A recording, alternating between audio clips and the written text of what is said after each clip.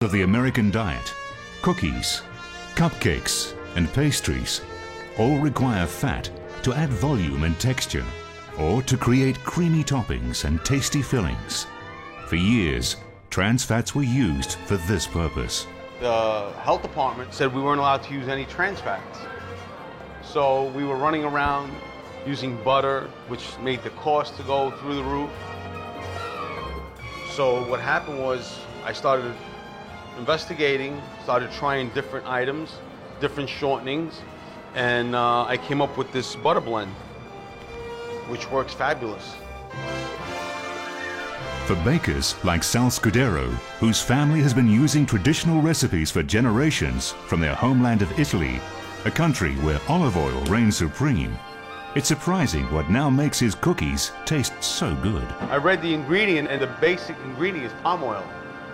So I was like, okay, listen, if it's approved, I guess we could use it.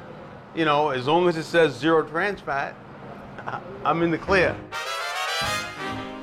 Palm oil is a versatile ingredient that is increasingly being used throughout America, and it's not just in baked goods. Whipped cream products containing palm kernel oil are literally the icing on the cake in the new era of no trans fats. Although these products have the approval of the health department, experts warn that just like other oils and saturated fats, you have to be careful what you eat. After all, too much of any fat is bad for your health. It works well in a variety of applications for frying and baking, but it's far from being the healthiest fat.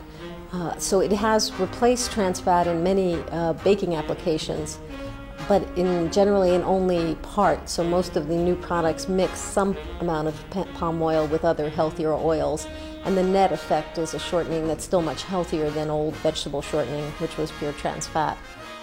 Because of the relatively high amount of saturated fat in palm oil, it has long been labeled as an unhealthy tropical oil, a fact not lost on those who are now being told it is safe to use.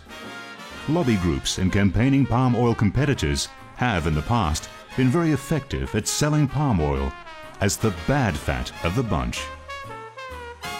No palm oil. No, canola oil was the power years ago. Not palm oil. Palm oil was death. No good. No good. Don't use it. Once people try it, I think that myth is definitely debunked. That definitely is something that's out there, but like anything else, I think the problem is getting people to try it initially is a tough thing. In the end, I think the truth, whether it is on the environmental front or the nutritional front, the truth will prevail. You can distort the facts if you are against palm oil by, making allegations here and there, but this got to be borne by facts. If they are not borne by facts, they would lose credibility soon. On the streets of Malaysia's capital, there is no doubting the popularity of palm oil, whether it's good for you or not. Everywhere you look, Kuala Lumpur is awash with sizzling fry pans and simmering woks coated in the golden palm juice. And it doesn't take local chef Florence Tan long to find people cooking up a storm using this homegrown product. Come with me, I want to show you a local special delicacy. Wow! This restaurant specializes in frying crab in spicy sauce. Wendy, can you tell me what oil are you using to fry your crab? We use our Malaysian product, palm oil. The reality is that many of these businesses rely on palm oil for their profits. For them, palm oil is cheaper, more accessible, and longer lasting than other oils. What is he preparing now? Now we're preparing is a tofu. Tofu. So, Yes. So he has deep fried the tofu? Yes, we deep fry the tofu with palm oil, and after that we real cook again with the sauce. That is to give it the crispiness, huh? Yes, yes. We want to see him how he cooks the noodles. The noodle? Oh. Yes, the noodles.